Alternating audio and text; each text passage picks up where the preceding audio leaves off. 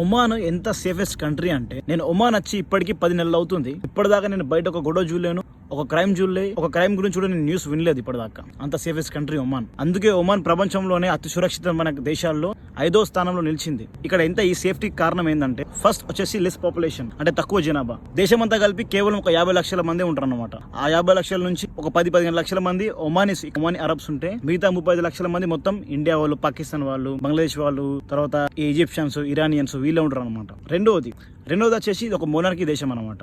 Monarchy దేశం అంటే రాజు పరిపాలించే దేశం అనమాట. సో రాజు చెప్పినట్టు నడుస్తుంది, ఒకటే మనిషి అతను చెప్పినట్టు నడుస్తాయి. కాబట్టి ఇక్కడ ఏదైనా తప్పు చేస్తే దానికి చాలా కఠినమైన శిక్షలు ఉంటాయన్నమాట.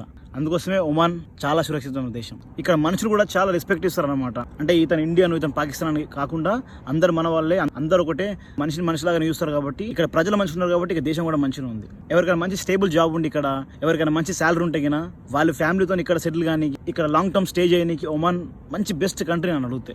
సేఫ్టీ చూసుకోవచ్చు, ఖర్చులకు చూసుకోవచ్చు, ఎక్స్పెండిచర్ చూసుకోవచ్చు, అన్నిట్లో ఒమాన్ బెస్ట్ అన్నమాట. హోప్ మన ఇండియా కూడా ఇంకో 40-50 సంవత్సరాల లోపల ఈ ఒమాన్ లాగా ఒక సేఫెస్ట్ కంట్రీ అయితే అని చెప్పేసి నేను నమ్ముతున్నా.